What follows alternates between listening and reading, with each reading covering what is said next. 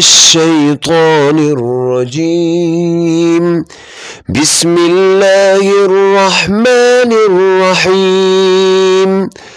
وقال الذين كفروا لا تسمعوا لهذا القرآن والغوا فيه لعلكم تغلبون.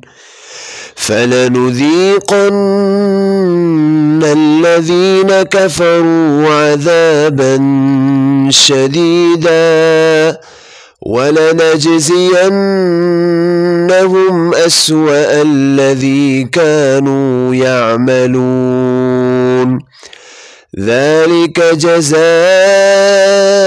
أعداء الله النار لهم فيها دار الخلد جزاء